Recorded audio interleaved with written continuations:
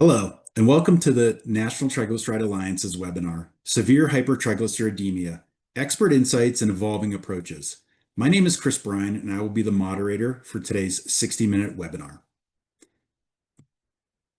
Before we begin, we want to take a moment to acknowledge the generous support of our sponsors. Now let's review housekeeping notes. Today's slides are available for download from the webinar platform. Please click on the Resources tab at the right-hand side of your screen to download the PDF. This is also where you can access the speaker's full biography. As an attendee, your line has been automatically muted and your camera disabled. Please use the Q&A box to ask your question or make a comment to the speakers. We will address your feedback a bit later in the webinar. We will also ask you to complete a post-program survey, which will pop up at the conclusion of today's program. Let's take a moment to review today's agenda. Our presenters will define severe hypertriglyceridemia, help us to understand its causes and clinical consequences, share with us approaches to diagnosis and management, and discuss cases that you likely see in your clinic. It is now my pleasure to introduce today's faculty presenters, Dr. James Underberg and Dr. Seth Baum. Dr. Underberg is a clinical lipidologist and clinical assistant professor of medicine at the NYU School of Medicine and NYU Center for Prevention and Cardiovascular Disease.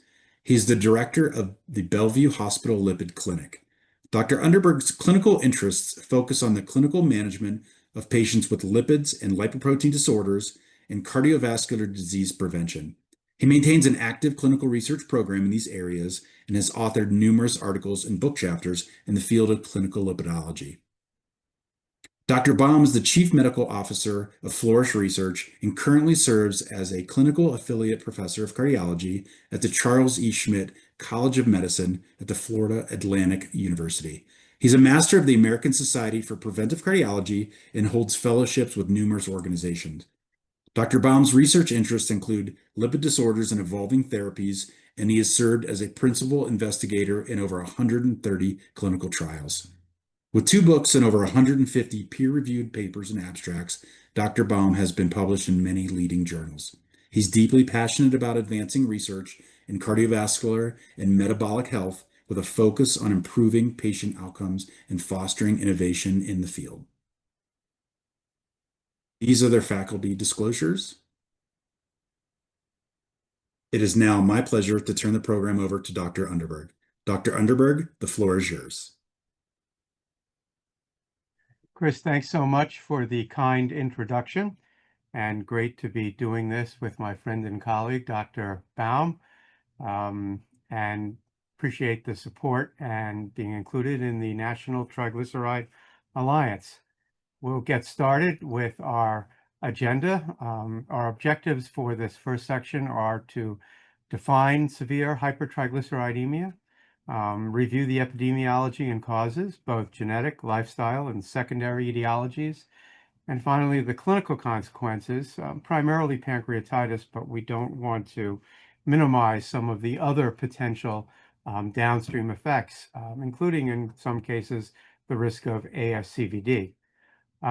So let's jump right into defining severe hypertriglyceridemia, and we think of the spectrum of hypertriglyceridemia, and I'll call that HTG for now, just because we're going to be using the term a lot. HTG is simply triglycerides above what many people believe to be the upper limit of normal, 150 to 500 milligrams per deciliter. However, even this concept of 150 is probably pushing the limits, and many people feel that the risk of heart disease starts to take off when we start getting above 100 milligrams per deciliter, and 150 is just average, rather than this concept of what we describe as normal. Severe hypertriglyceridemia, which is associated with morbidity such as increased risk for pancreatitis, is between 500 and 885 milligrams per deciliter. This can be treated with traditional triglyceride-lowering agents, statins, fibrates, prescription omega-3 fatty acids. And there are trials ongoing right now with other agents, including ApoC3 inhibitors, and we'll speak more about this. Chylomicronemia, when chylomicrons precipitate in the blood, typically greater than 885 milligrams per deciliter. It's an odd number. Where does this number come from? That's 10 millimoles per liter.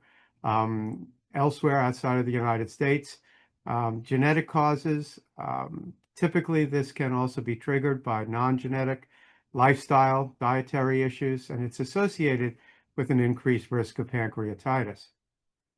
When we think about this spectrum of triglyceride elevations, the majority of folks who have elevated triglycerides fall into this moderate level between 150 and 500 milligrams per deciliter. Severe hypertriglyceridemia, only about 1%, 0.9 in this one study. And that's between 500 and 1,000. And then we have this additional way of describing those whose triglycerides are greater than or equal to 1,000 milligrams per deciliter as extreme hypertriglyceridemia. And this is about 0.2% of those who present with elevated triglycerides. Lifestyle is first line of treatment for anyone with elevated triglycerides, especially those with extreme hypertriglyceridemia. And we break this down into this concept of persistent chylomicronemia, and there are genetic causes. There's a clinical way of describing FCS, and then there is something called alarm features, which I'm going to focus on in a little bit, but it's good to know about that. On the right is just another way of looking at this breakdown using millimoles per liter, and again, only a very small percentage of patients fall into this category, but the consequences are often serious, which is why we want to be aware of them. I mentioned secondary causes: lifestyle, obesity, metabolic syndrome. Secondary disorders such as chronic liver disease, chronic kidney disease, and specifically nephrotic syndrome, diabetes, hypothyroidism, and obviously alcohol consumption. Medications, including drugs that are used for endocrine disorders, immunosuppressants, beta blockers, thiazides, and some of the atypical antipsychotics can be implicated in raising triglycerides. There was one great study done many years ago now looking at patients with recurrent pancreatitis that required hospital admission. And if they simply addressed these lifestyle secondary disorders and medications, they were able to dramatically reduce hospitalizations for pancreatitis. And so identifying and trying to rectify these are key and important. While most cases of severe hypertriglyceridemia have a genetic underlying cause, the secondary factors often are the triggers that push people over the edge. And so addressing them is recommended. No program with lipidologists would be appropriate without a graphic like this. And I just use it to remind people that triglycerides are absorbed in the intestine, and they're actually transported into an early chylomicron. The chylomicron brings cholesterol and triglycerides, but mostly triglycerides, from the intestine back to the liver. In the liver, it's reassembled in the form of a VLDL particle. Free fatty acids are combined from a diacylglycerol to a triacylglycerol and assembled with cholesterol into a VLDL particle, which then leaves the liver and then comes in contact with the very important enzyme called lipoprotein lipase. Lipoprotein lipase acts on VLDL, creating a particle with less triglycerides, an IDL particle. Ultimately, then IDL is acted on by another enzyme called hepatic lipase, which hydrolyzes triglycerides, forming an LDL particle. The chylomicron is also acted on by lipoprotein lipase, and that removes triglycerides, forming what's called a remnant chylomicron, which is then taken up by remnant receptors in the liver. What's important is that lipoprotein lipase is a key player, both acting on chylomicrons and VLDL particles to hydrolyze triglycerides. And while lipoprotein lipase is important regarding activity and its ability to be made, there are a variety of different other enzymes and proteins that impact the way lipoprotein lipase works. And so a defect in lipoprotein lipase or any of these cofactors, and they have names like ANGPTL3, ANGPTL4, GPI-HBP1, or lipase maturation factor 1, all can impact the ability of lipoprotein lipase to function. And so mutations in these other proteins or enzymes can cause familial chylomicronemia syndrome, but the key player is lipoprotein lipase. We mentioned secondary risk factors for hypertriglyceridemia. These are many. I pointed out some already, but certainly some autoimmune conditions, lupus, rheumatoid arthritis. In many cases, patients with these conditions make antibodies to lipoprotein lipase, and it doesn't function as well. Multiple myeloma, diet, obviously, especially high-fat diets, endocrinopathies, and I mentioned some here, hypothyroidism, polycystic ovarian syndrome, Cushing's syndrome, acromegaly, pregnancy and metabolic syndrome, insulin resistance, and diabetes all potentially play a role here. Now, we're focusing a lot on pancreatitis, but we shouldn't forget the role that triglycerides play with regards to risk of atherosclerotic cardiovascular disease. And elevated triglycerides are one of the risk-enhancing factors that were identified in the 2018 cholesterol guideline. Typically, a triglyceride level greater than 175 is recognized in this document as being a risk factor. And so it's important to recognize that when severe hypertriglyceridemia occurs, in some cases, accumulation of lipoproteins, ApoB containing lipoproteins, take place. And this also leads to increased risk for cardiovascular disease. And so when thinking about hypertriglyceridemia, we have to think about the risk for pancreatitis, but also the risk for ASCVD, and evaluate and manage these patients appropriately. In 2021, the American College of Cardiology published a wonderful expert decision pathway on the management of ASCVD risk reduction in patients with persistent hypertriglyceridemia. Obviously, we want to rule out secondary causes, optimize diet. These are in patients who fall into that category between 175 milligrams per deciliter and 500 milligrams per deciliter. Optimize glycemic control, maximize LDL lowering therapy with statins. If the LDL is less than 70 and their triglycerides remain elevated, then a triglyceride-rich-based approach is appropriate and may consider other triglyceride-lowering agents such as icosapent ethyl. If their LDL remains above 100, and in some cases between 70 and 99, that's where both a triglyceride-lowering approach and ongoing LDL lowering remains important. And again, you don't want to forget the importance of ASCVD risk in these patients. But when it comes to the severe hypertriglyceridemia patients, those with triglycerides greater than 880, and this concept of familial chylomicronemia syndrome, I want to make sure we point out a recent review from the National Lipid Association that was published in the Journal of Clinical Lipidology recently in 2025.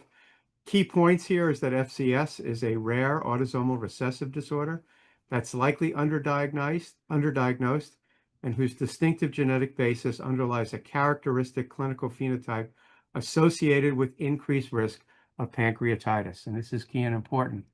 And diagnosis of FCS is suggested by serum triglyceride levels that are greater than 10 millimoles or 885 milligrams per deciliter, or 100 or 1,000 milligrams per deciliter, and supported by detailed history and physical examination.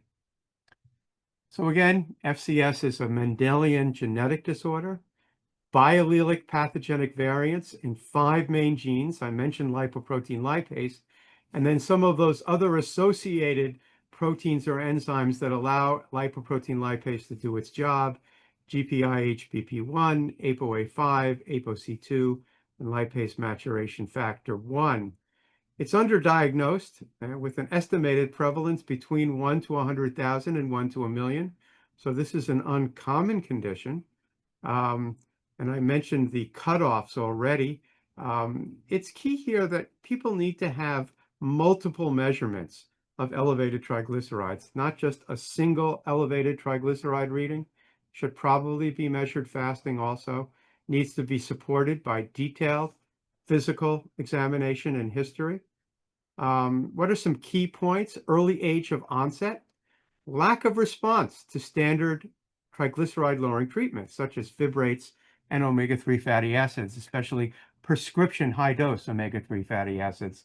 A history of acute pancreatitis are critical in making the diagnosis. There are physical findings, eruptive xanthoma, lipemia retinalis, and hepatosplenomegaly, but these signs are not necessarily specific to FCS because they can be seen in other conditions.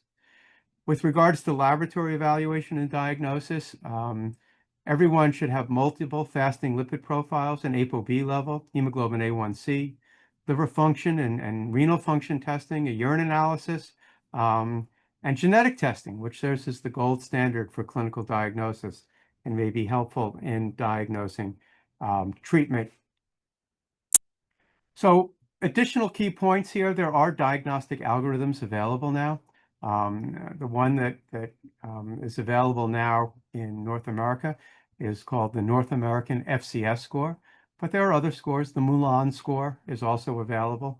But there's also a key point here, which is this duality between what we've been talking about of FCS, familial chylomicronemia syndrome, and something called MCS, which is multifactorial chylomicronemia syndrome.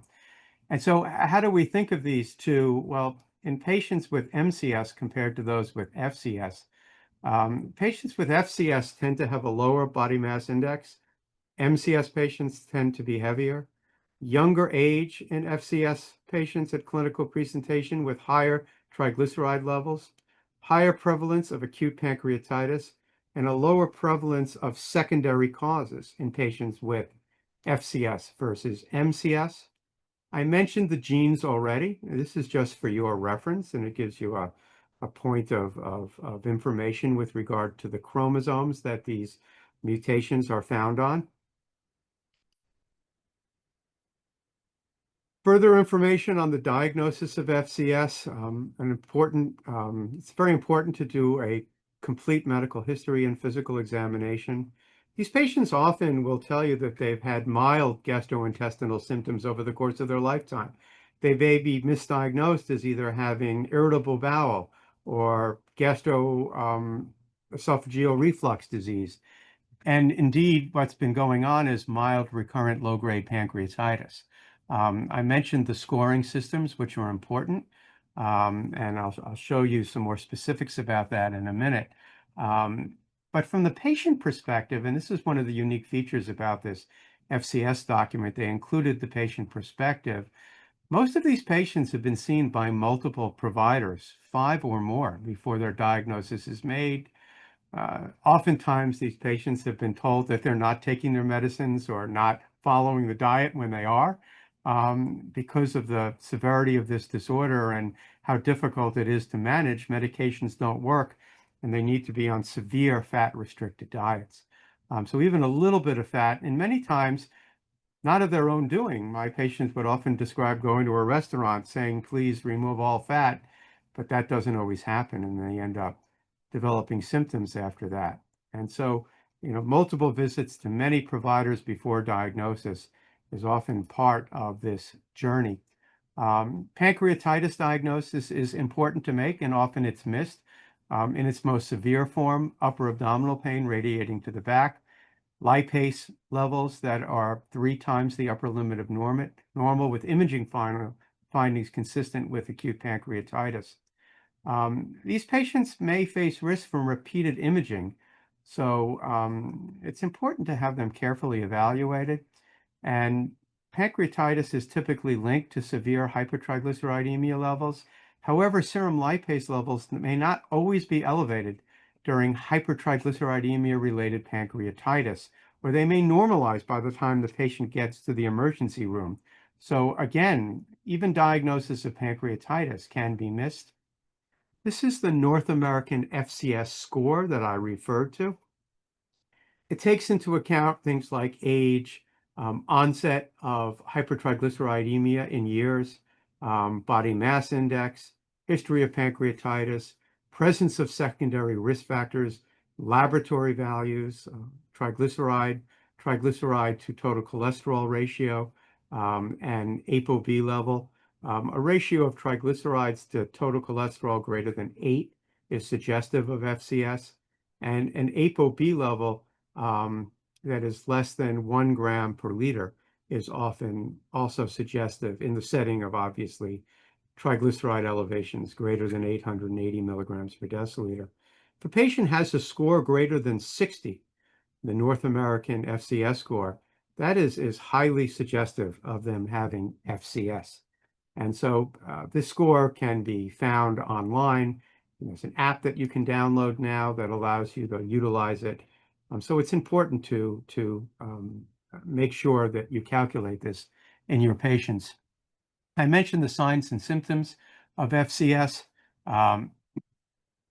We mentioned lipemia retinalis, which is a white background to the retinal exam, and the vessels themselves appear white. Eruptive xanthoma, this often is the type of thing that might present to a dermatologist. I know that if this was on my arm, I might go to a dermatologist before a lipid specialist. And so they often will refer these patients to us. Recurrent abdominal pain, hepatomegaly in the setting of recurrent pancreatitis, and then obviously the lipemic plasma or lactocent serum. However, often now we don't spin the blood in our own offices. This is done in a distant laboratory, and we may not see this in the office anymore. With regards to MCS, or multifactorial chylomicronemia syndrome, again, this is often associated with pancreatitis. It can occur from genetic susceptibility, but rather than being a monogenic cause, often it's a polygenic elevated triglyceride risk score and then secondary risk factors. It's a more frequent cause of severe hypertriglyceridemia, and it's more common than FCS. It's often associated with pancreatitis, but often cardiovascular disease and hepatic steatosis. The prevalence of MCS in North America is 1 to 600 to 1 to 250, and it is increasing due to the increasing prevalence of obesity, metabolic syndrome, and diabetes worldwide.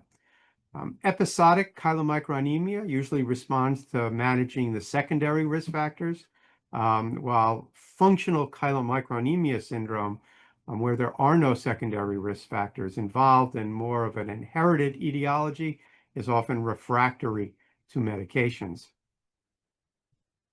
So again, just a nice graphic comparing the two, FCS and MCS. I've already gone through this, so this is just here really for your reference. Prevalence again, MCS is far more prevalent than FCS, but the prevalence of acute pancreatitis or recurrent acute pancreatitis is much greater in patients with FCS than MCS. The pancreatitis presentations are more frequent and more severe in FCS versus MCS. I mentioned alarm features. In patients with severe or persistent hypertriglyceridemia, the presence of things like recurrent acute pancreatitis not caused by alcohol or gallbladder disease, recurrent hospitalizations with severe abdominal pain, childhood pancreatitis, family history of hypertriglyceridemia-induced pancreatitis, or triglycerides greater than or equal to 1,000 milligrams per deciliter, and more than half of the measurements or alarm features are the types of things that would make you more aggressive in your treatment or management and more likely to think about using newer medications specifically for patients with FCS. In one proposed algorithm regarding the management of FCS, you can see here the key breakpoint is when patients have persistent chylomicronemia versus non-persistent chylomicronemia. Referral to a lipidologist or a lipid specialist to diagnose this disorder, rule out secondary causes. Recommendations for treatment based on genetic versus clinical FCS, including intensification of lifestyle, multidisciplinary care, combination lipid-lowering treatment, and then moving aggressively now to novel therapies. What we have available now, and you'll hear about ApoC3 inhibitors, should be considered in these patients. But in patients who are high risk, even if they don't have these alarm features, we do want to be very aggressive about how we manage them and even consider novel therapy for these patients also. Simplified treatment algorithm here, just pointing out this in detail. I've blown up the bottom end of this for you. And again, moving on to some of these newer therapies that you'll hear about, ApoC3 inhibitors, olezarsen and plozarsen. And in patients with MCS, it's important to remember that treatment is based also on our assessment of their ASCVD risk first, whereas in FCS, it's really focusing on their hypertriglyceridemia related risk and concerns about acute pancreatitis. A key component of all management in patients with FCS is a very low-fat diet. You want to limit fat restriction to 10 to 15% of total calories, the equivalent of 20 grams of fat per day for most patients. This is not easy to do. I encourage any provider or clinician to try this themselves before recommending it to a patient. But it's really the most helpful thing that we can do in patients with FCS. The goal is to prevent the accumulation of chylomicrons and reduce triglyceride levels. And strict adherence to this diet is key and important. Lifestyle is important too. Weight loss, alcohol abstinence, and increased physical activity is important. A reduction of 8 milligrams per deciliter is seen with each kilogram of weight loss. Alcohol abstinence is associated with a variable response, but you can see a decrease up to 80% in those who have a history of excessive alcohol intake, and a decrease in triglyceride levels by 10 to 20% can be seen with an increase in aerobic exercise. So again, alcohol, diet, and exercise are all important components. So at this point, I will hand the podium back to my colleague, Dr. Baum, and he'll take us through additional approaches to diagnosis and then management. Thanks, Dr. Underberg. That was phenomenal, as always. Comprehensive review. My part of this now is to address approaches to diagnosis and management. We'll look at some common gaps in diagnosis and awareness, stepwise management, including lifestyle, pharmacologic, acute and chronic, and also show some clinical data revealing success in lowering triglycerides. So to provide some context here, let's recap a few points that Dr. Underberg discussed. Here we see that hypertriglyceridemia is usually asymptomatic and therefore undiagnosed and untreated. Well, about 25% of Americans do have hypertriglyceridemia, and this means triglyceride levels greater than 150 milligrams per deciliter. Almost all of these patients have triglycerides, however, less than 500 milligrams per deciliter. So literally all of these individuals are asymptomatic. But about 1% of people have triglycerides over 500. And these people often have multiple comorbidities contributing to their hypertriglyceridemia. Multifactorial chylomicronemia syndrome, which you just heard a lot about, which is MCS, is clearly the leading cause of severe hypertriglyceridemia and occurs about 4,000 people per million in the United States, with these individuals having multiple comorbidities on top of a polygenic foundation, which comprises multiple SNPs among the 30 plus common triglyceride-related genes. Each SNP produces a very small effect on triglycerides, but in total, their effect can be huge. A small minority of those with severe hypertriglyceridemia, about somewhere between 1 and 13 or so per million, have two large effect mutations occurring in one or more of the 5 canonical genes associated with triglyceride metabolism that Dr. Underberg just reviewed. Lipoprotein lipase, or LPL, is the most common and consequential of these genes. It's critical, though, to recognize that any of these patients with severe hypertriglyceridemia can develop acute pancreatitis because lipoprotein lipase is saturated at a triglyceride level around 500 milligrams per deciliter. And thus rapid and enormous rises in triglyceride levels can occur in these patients when there are bad shifts in diet or exercise or additional medication or some comorbidities. In this way, these patients can move rapidly from asymptomatic to dangerously symptomatic.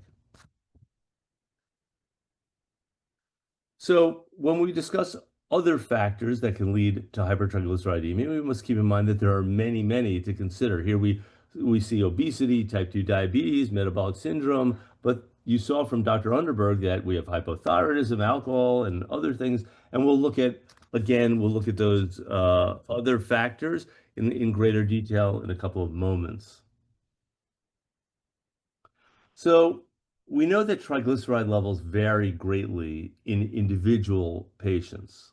Although we state here that levels can vary 20 to 40%, clinically we see much greater swings in triglyceride levels, especially among those with severe hypertriglyceridemia. In these patients, we can see levels increase tenfold, which poses an even greater risk for acute pancreatitis. And the greater the variability in triglyceride, it turns out, the greater the risk of acute pancreatitis. Another interesting factor may be inflammation. And we know that as the ratio of neutrophils to lymphocytes increases, so too does the risk of acute pancreatitis. This sort of chronic inflammatory state as causing acute pancreatitis or adding to the risk of acute pancreatitis is something we're looking at much more closely nowadays. So here's a list, an exhaustive list of these secondary causes of hypertriglyceridemia. I'll just highlight a few things. Chronic kidney disease, pretty common, can do it. Uncontrolled hypothyroidism, rheumatoid arthritis and psoriasis and lupus, multiple myeloma, sepsis, diet and lifestyle. These are critical. So alcohol, high fat diet, high sugar diets. When it comes to drugs, I'm going to highlight propofol because I recently saw a case of somebody in the ICU on continuous propofol drip who had a triglyceride level over 1,000. Other drugs that we understand or commonly know that are associated with hypertriglyceridemia include the beta blockers and thiazides. There are also the oral estrogens and corticosteroids, but other dermatologic drugs, infectious disease drugs, specifically for HIV, oncologic therapeutics, and psychiatric drugs can also cause hypertriglyceridemia. So we really have to look at all of the medications our patients are on when we have a patient present with hypertriglyceridemia. Now we're going to look at some guidance from the American College of Cardiology with regard to assessing and managing our patients with hypertriglyceridemia.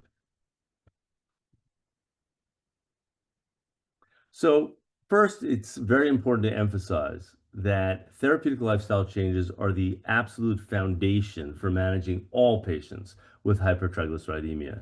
And this is the case because triglycerides are really the one lipid that's particularly influenced by diet, weight changes, and exercise, and these other factors that I just enumerated. In fact, solid weight loss programs can lead to 70% plus triglyceride reductions under specific circumstances. And typically, the more weight one loses, the lower the triglycerides will fall. So here you can see the specific recommendations hinging on the level of triglyceride, with the most stringent recommendations being reserved for those with the highest triglyceride levels. If you look at added sugars and total fat and alcohol consumption, those recommendations hinge on where an individual's triglyceride stands. As with all lipid recommendations, the ACC separates guidance according to ASCVD risk. They do this to emphasize the value of decreasing LDL levels as a risk-reducing strategy because we have so much data and proof that for LDL lower is better. And I emphasize this point because we're doing very, very poorly nationwide at reducing LDL levels, and we have so many therapeutics available to help us do so. Here we see these 4 categories going from highest to lowest ASCVD risk. If we were to dive deeper into this clinical practice statement, we would see that lipid-lowering therapeutic recommendations for LDL specifically, but our focus here is what should be done for all patients with hypertriglyceridemia. Now, in this particular slide, we're focusing on adults aged 20 or greater with severe hypertriglyceridemia. Finally, this clinical workflow also considers patients with severe hypertriglyceridemia.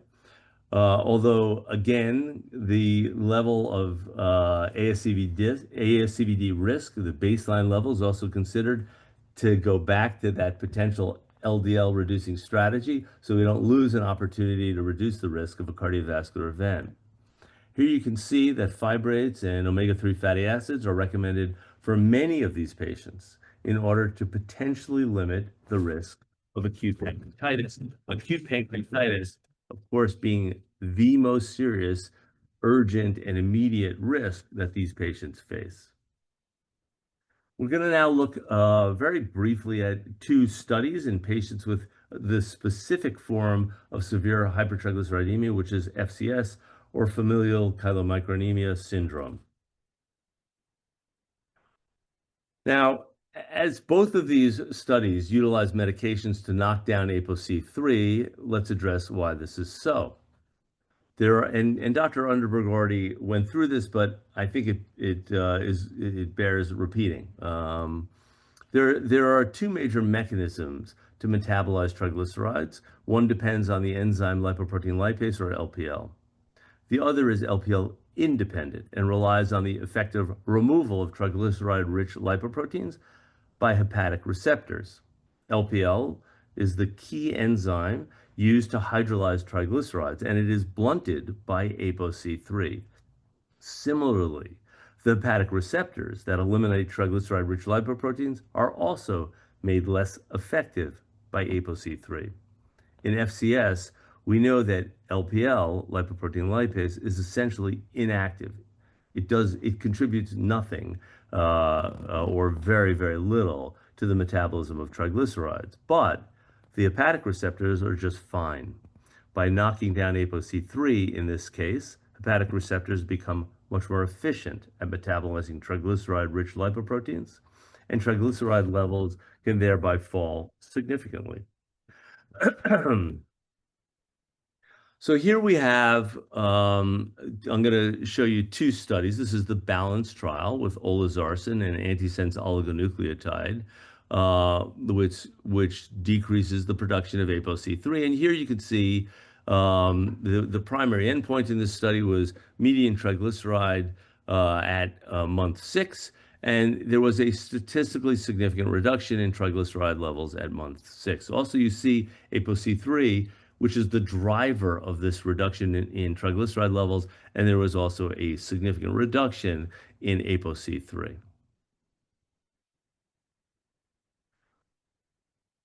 There was also a reduced numerical incidence of pancreatitis in these olezarsen-treated patients, and here you see that there was 1 acute pancreatitis event in 1 participant at day 357 in the placebo arm, and 11 acute pancreatitis events experienced by 7 participants, in the olezarsen arm, and 11 by 7 participants in the placebo arm. It's important to get that one right. The numerical incidence of acute pancreatitis in participants with olezarsen was therefore lower when compared to placebo. Whenever we speak about good stuff, we have to talk about safety. And in this case, we can see that there was a greater proportion of placebo-treated patients who experienced SAEs in this study. There were no drug-related SAEs and no clinically meaningful changes in platelet count or in measures of hepatic and renal function. Now we look at plozasiran in the PALISADE study. Plozasiran is a small interfering RNA which knocks down ApoC3. And we see here a reduction in ApoC3, as one would anticipate, which drives this reduction in triglycerides. In this case, it was median reduction in triglycerides at month 10 that was looked at, and this was also a statistically significant reduction in triglycerides at month 10. Here, too, there was a significant reduction in the time to first pancreatitis event, as you can see, plozasiran versus placebo. And again, looking at safety, there was a greater proportion of placebo-treated patients who experienced SAEs, fewer premature discontinuations with plozasiran, no reductions in platelet counts. Hyperglycemia with plozasiran was confined to those patients with either prediabetes or diabetes, and there were no deaths in this study. So now we can move on to looking at a couple of case studies, and Dr. Underberg is back on. And we'll discuss these case studies and perhaps actually interject with one another as we go through them. It's fair game. And I will start. So here, this is a patient who presented to her internist. It was a new internist with episodic mild abdominal discomfort. Long history of hypertriglyceridemia, always greater than 1200. Family history of hypertriglyceridemia as well. Most family members were overweight, though, and told that triglyceride elevations were a consequence of weight and diabetes. Patient had never had surgery, never was admitted to the hospital, always careful about her diet because she had a family history of being overweight and diabetes. So she limited both sugars and fats. So doctors therefore explained to her that she most likely did have a genetic cause of her triglyceride abnormality, but never really told her what that genetic basis was. She was tried on multiple medications to reduce triglycerides, but they were ineffective. Takes no medicines, and her only supplement is a very, very simple one-a-day multivitamin. Other than her hypertriglyceridemia, she has no problems with her health, and physical exam is unremarkable. So to Dr. Underberg's point, no eruptive xanthomas, no lipemia retinalis. Her internist had recently attended a lecture on genetic lipid abnormalities, which included a discussion of FCS. He therefore sent a genetic panel, and that revealed a pathologic mutation in lipoprotein lipase and a variant of unknown significance in ApoA5. Both of those are among the 5 canonical genes that Dr. Underberg just described. As FCS is a rare disease, her doctor is concerned about making the diagnosis. Should he make it? Should he not? Is this the real deal? So to try to better understand whether she does have FCS, he completed the North American FCS score and had limited data available, but she still scored a 54 or likely FCS. So what's the diagnosis? So, this is, in my view, an important case because, we often in multiple disease states will have discussions about how to make diagnoses. Do we rely entirely on genetics? In homozygous FH or homozygous familial hypercholesterolemia, we have both clinical and genetic ways to make the diagnosis, and we always say that phenotype trumps genotype. So if we have a patient in FH and we have a phenotypic diagnosis, but we don't have the genotypic diagnosis, we go with phenotype. Well, here too, we do the same thing in FCS. So we use our clinical skills, we use clinical information, what we have. We can't use what we don't have. If we don't have a lifelong history to call upon, we use what we have. And here we have from a genetic standpoint, one pathologic mutation and one variant of unknown significance, but in a gene that does impact triglycerides and is one of the 5 canonical genes that we're concerned about. We also have a score of 54 from the North American FCS scoring system, giving her a likely diagnosis of FCS. So what would I say here? She's thin. She has persistently elevated triglycerides in a level that is indicative of persistent chylomicronemia. I would say yes, she does have FCS. Dr. Underberg, care to weigh in? Yeah, I'd have to agree with you on that. And you know, there are many variants of undetermined significance that are called that simply because no one has gone through the process, which is a rather arduous one, to move from VUS to a known pathologic mutation. So in this case, she could have true genetic FCS, and we just haven't been able to describe it properly.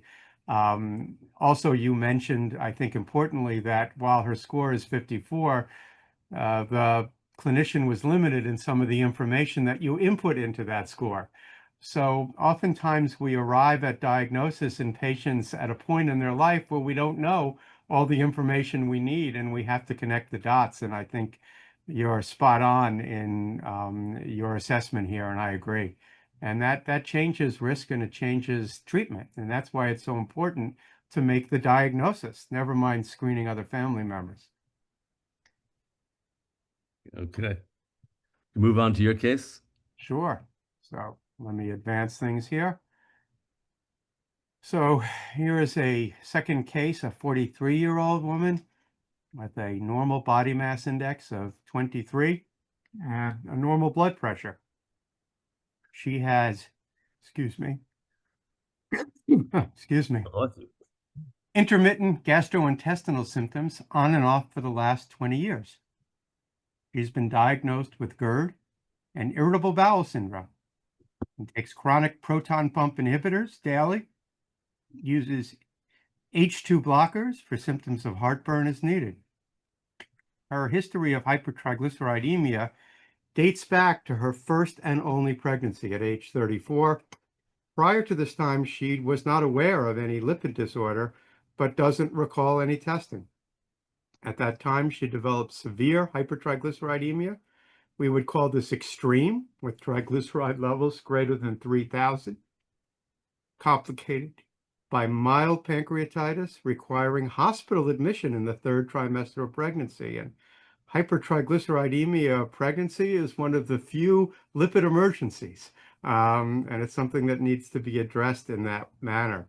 Her symptoms and triglyceride levels were somewhat controlled with total parenteral nutrition, fibrate therapy, and high-dose omega-3 fatty acid prescription strength. There were no further episodes of pancreatitis during her pregnancy, and she delivered a healthy child at normal term. Her triglycerides, since she's been on a very low-fat diet, but her triglyceride levels have not responded to traditional triglyceride lowering therapy. And so you see her most recent lipid panel on the right. Her triglycerides are now 1,100. Her total cholesterol is 220. We've calculated a triglyceride to cholesterol ratio, which is 5, and her ApoB level is 70 milligrams per deciliter or 0.7 grams per liter.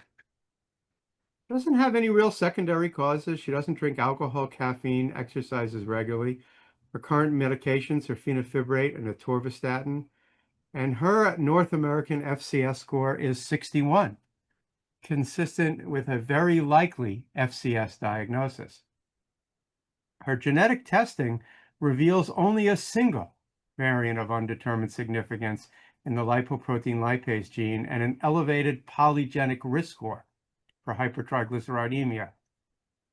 She does have several of those alarm features that I mentioned, a family history of pancreatitis, and probable undiagnosed chronic recurrent pancreatitis. And this is very typical of these patients, that they're often told that they have things like IBS or recurrent esophageal reflux disease. And so my assessment here is this is more consistent with MCS, as we were discussing, but MCS with alarm features. And while it does put her theoretically at risk for ASCVD, her ApoB level is low. And this is someone who we need to be more aggressive about triglyceride lowering therapy. And so even though she doesn't meet the classic FCS genetic diagnosis, I think that she's someone who also would benefit from aggressive, focused triglyceride lowering therapeutics. So Dr. Baum, curious about your thoughts. A little different twist on this type of patient. So, look, I think there are definitely different ways to look at this patient, and I understand why you mentioned the diagnosis of MCS, but I would actually I would actually call this an FCS patient, and I'll tell you why I would do that. I would do that because she's thin. She has persistently elevated triglycerides in the chylomicronemia realm. So she has persistent chylomicronemia. She hasn't responded to traditional triglyceride lowering therapy. She has no secondary causes. She's got a score very likely FCS. And the absence of genetic information for me is less important than it is for you. That's where you and I would disagree. But I would say, in my defense of my position, that she also has the absence of multiple MCS features. So you could look at it from that angle as well. Lacking MCS features, um, I would push her. I would have her in the FCS. Yeah. So I tried to make this an in-between case for exactly that reason. Um, I think that one of the key points you made, which applies to this case, is that lack of a genetic diagnosis should not eliminate one from the possibility of accessing therapeutics that might be approved specifically for a condition that has a clinical diagnostic criteria. And a patient like this, I think, could often be diagnosed by people as having MCS. But I think I tried to set up the lipid parameters specifically in a way that thoughtful evaluation of this would lead people to underscore the importance of the alarm features. That's what I was really going for here.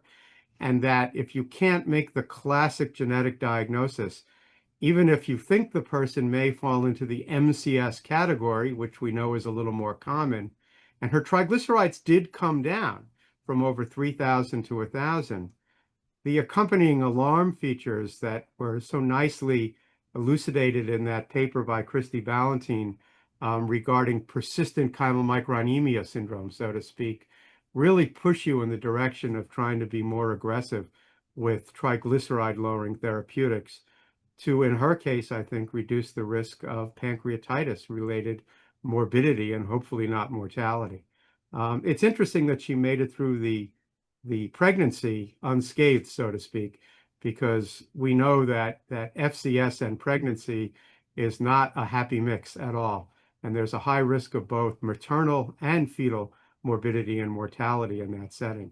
And these are the lipidologist's most difficult cases, I always think. Agree.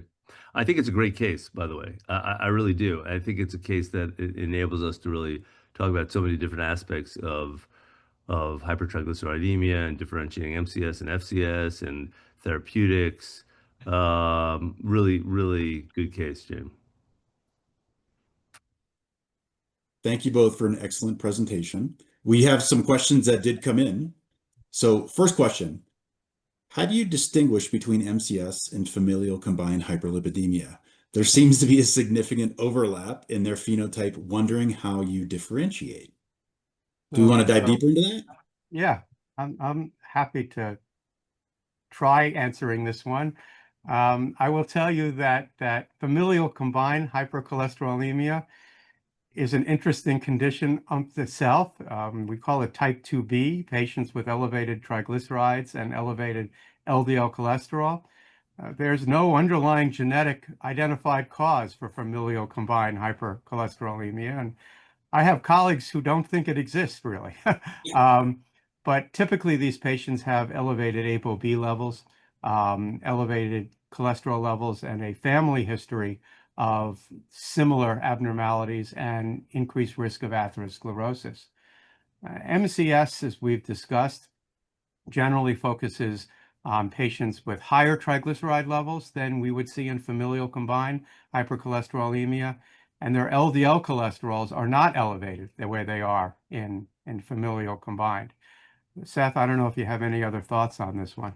No, I agree with you. I would just add that it's to me it's the triglyceride that really tells the story and shifts you to the MCS, and specifically a triglyceride that is severely elevated, obviously, and to extreme levels oftentimes. LDL may or may not be elevated, does not have to be elevated, but since some of these people have other comorbidities, they might have elevated LDL.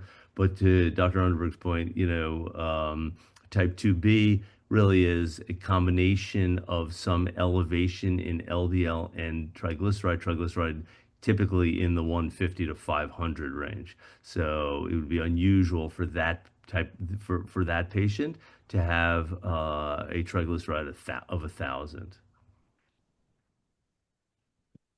The clarification. We do have one more question. This is going to put you both to work. Are there concerns for initiating a GLP-1 for patients with MCS that is driven by metabolic syndrome or type 2 diabetes or obesity if they had pancreatitis in the past, given there's a correlation of GLP-1 with pancreatitis? What are your thoughts? So I'll take it first, but I would say the question of GLP-1 induced pancreatitis, I don't think has been completely resolved at this point. That's number one. Number two, GLP-1 is highly successful at weight loss, which we know reduces triglycerides and would therefore potentially reduce the risk of pancreatitis. However, having said that, in individuals who've already had an episode of pancreatitis and hypertriglyceridemia, I would find it very challenging to start that patient on a GLP. So that's my position. Yeah, I would have to agree, and I would say oftentimes what happens in reality is I would see a patient like this who was started on the GLP-1 by someone else without really understanding their history of pancreatitis or their risk for pancreatitis. I think in that setting, you have to make sure you rule out any other secondary causes for pancreatitis, including gallbladder disease, because we do know that GLP-1s increase the risk of gallbladder-associated episodes, so to speak. So I would have to agree. If it were myself, I would be hesitant to initiate it without making sure I had completely ruled out other causes. The other thing just to highlight is once a person with hypertriglyceridemia has had pancreatitis, the risk of a second episode goes up, right? So I think the last thing we want to do is start that individual on a GLP-1 and see an episode of acute pancreatitis. Before I let you both go and we wrap up, I wanted to ask if you had one key takeaway, each of you, one key takeaway for a clinician who has these patients, potentially patients like this in their practice, what would be a key takeaway from today's webinar? Dr. Baum? So and when you say these patients, we're talking about severe hypertriglyceridemia, right? Right? Absolutely. Yes. Yeah. So the key takeaway would be this is a really risky patient potentially, and we shouldn't be complacent because if you understand that lipoprotein lipase is saturated at a triglyceride level of about 500, and somebody's walking around with the triglyceride even in the 5, 6, 700 range, that individual without appropriate care is potentially could have an episode of life-threatening acute pancreatitis. So we need to be, we often look at therapeutic lifestyle changes as being, oh yeah, it's important, from a cardiovascular standpoint, exercise more, eat a better diet. In this case, it's urgent and can be immediately life-saving. So really emphasize that, and really then try to understand and differentiate whether or not the patient has MCS or FCS, because now there is also a therapeutic for FCS specifically. Thank you, Dr. Baum. Dr. Underberg? Sure. So I would certainly second that, but I'd also have to get back to the underdiagnosed focus of our presentation, and that we know how many patients there are out there who have this condition, but they're not getting to the clinicians who can care for them and understand the risks and the management possibilities. And so I think some of the things that we talked about, the symptomatology that often can be confused with other issues, and then the secondary factors that can make this worse, are all of the types of things that can be impacted by any member of the care team. And so identifying an awareness around this condition and its symptoms and risks, I think goes a long way to identifying patients who would benefit from referral to specialists and treatment, and ways that we can modify risk of recurrent pancreatitis by impacting some of those other secondary conditions. I want to thank you both for taking the time for an excellent webinar today. I think we can all agree that we've learned a lot about severe hypertriglyceridemia, the clinical causes, approaches to diagnosing and management, and hopefully we have folks that attended today that will be able to initiate this in their clinical practice. So I want to, again, thank you both very much. So as an attendee, as you log off, there will be a brief survey that'll pop up. So if you can take a few moments and let us know your thoughts on today's webinar, that would be much appreciated. Thank you for joining today's webinar. We hope that the information presented in today was informative and helps to enhance the care of your patients. For more resources, visit the nationaltriglyceridealliance.com. And we thank you for joining today. Thank you. Bye-bye. Thanks. Thank you.